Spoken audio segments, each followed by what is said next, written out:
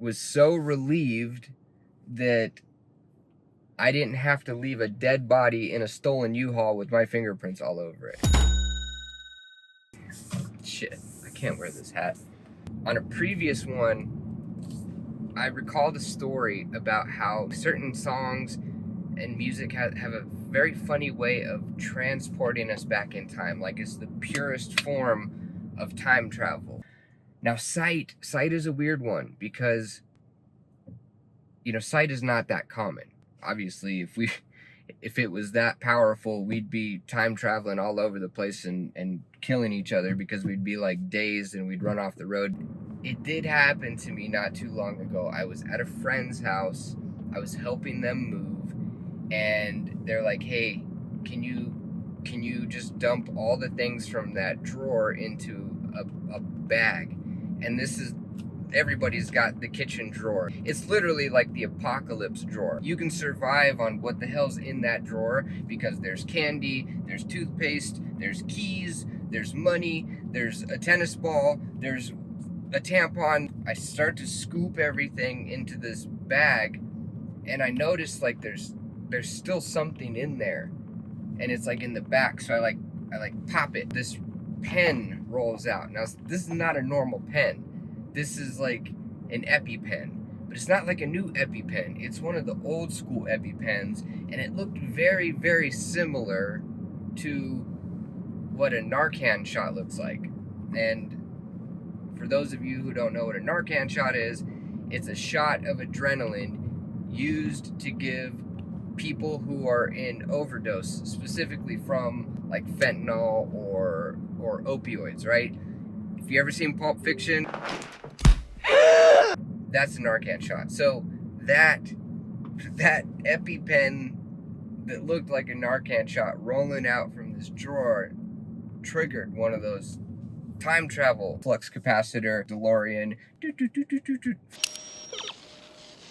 I just went straight back to a time where I was hanging out in a stolen U-Haul with this other guy. We had just helped our drug dealer move. So we weren't just like criminal junkies. We were handy junkies. I mean, we went and stole a U-Haul to help our drug dealer move. Like, how considerate is that? We were at his new house, and we were waiting for him to get back, and I don't even know why it was taking him so long, but we got there first. We were hanging out. We both consumed drugs very differently. I liked to smoke my narcotics, and he liked to inject his narcotics. Very, very different consequences that come with those two ways of doing things. I'm doing my thing, and he's doing his thing. And oftentimes, because of the narcotic that we were using, people tend to get very, very sleepy, and they tend to just kind of like nod out. And I guess that happened because I had a dream. And it's weird because during those days I didn't have a lot of dreams because of the things I was putting into my body. I didn't really sleep too much, good sleep. And by extension, I didn't really dream a lot. And so to have this dream and remember this dream, it's kind of impactful. I am the passenger in an old, 92, 93, like Lincoln, and my mom's driving. And at the time, in my dream, I'm like 7 or 8. I'm just a little dude. And I'm in the passenger seat. I kept hearing this like sound, like this high-pitched whistling sound. And at first I thought it was my mom, and then I noticed, oh no, the window was cracked, right? Like when the window's cracked, I rolled up the window. Yes, rolled.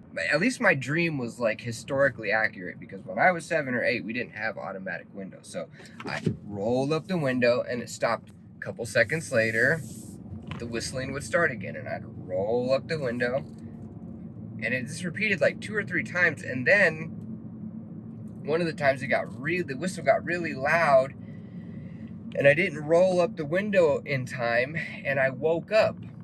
And I woke up to that same noise, but it was more like a high-pitched whistling, like gross noise.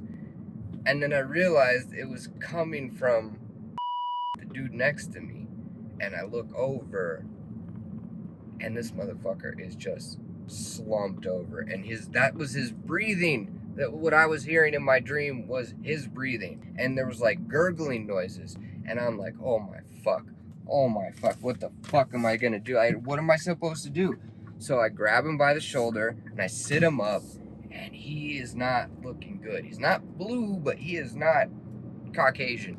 He had some white stuff around his mouth, and I'm freaking out. And then something clicks, and it's like, wow, this is the same dude that literally will tell everyone and anyone multiple times a day that he has a Narcan shot.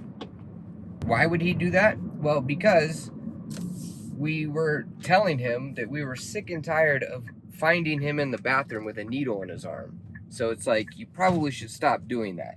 And his excuse was, oh no, I'm good, because if you ever find me like that, I've got a shot. Just revive me. So I opened the glove box of the U-Haul, because he literally showed me it was in there like an hour before. And I'm holding this motherfucking thing in my hand. And I'm not gonna lie, I thought about just dropping it and leaving. Alright? I don't even know if you're still alive, man. I hope you are, but I was this close to just leaving your ass there to die. And I hate to say that. It like makes me feel like such a shitty person to say that, but I was freaking out. I had warrants. I had drugs on me. We were in a stolen U-Haul, and you could die. Like, how is that gonna look on me? You know what I mean?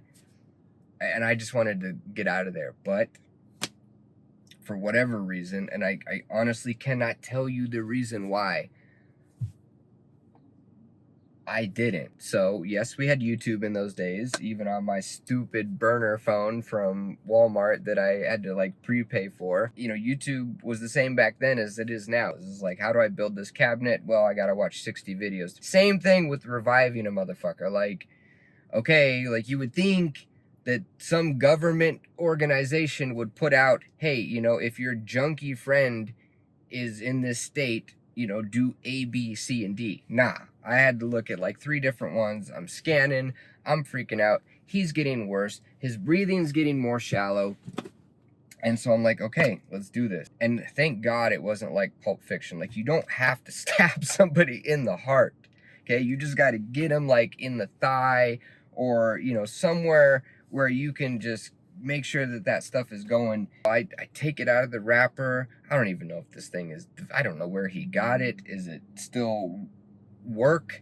How old is this thing? I do the classic, like, okay, I'm gonna count to 3. 1, 2, 3, and I shoved it right in his thigh, and his eyes went from like rolled back to like straight forward, and he just like snapped out of it. I was looking at him for a couple seconds. I didn't say anything. I was just expecting something, but what I got was, why the fuck did you do that?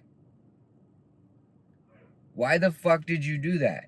Now I'm not high anymore. The only thing he cared about was that he was not high anymore. And then, so now, not only did I have to go through that trauma, he guilted me into making sure that he was covered the next time. What's even crazier is that that wasn't even one of the things that made me just like stop and say, you know what? Maybe this isn't the right life for me. You know?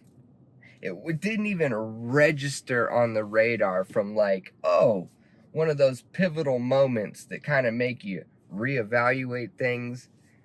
It didn't even come close to being one of those moments. I just was so relieved that I didn't have to leave a dead body in a stolen U-Haul with my fingerprints all over it. To be fair though, like I said, I don't know if is still alive, I hope he is.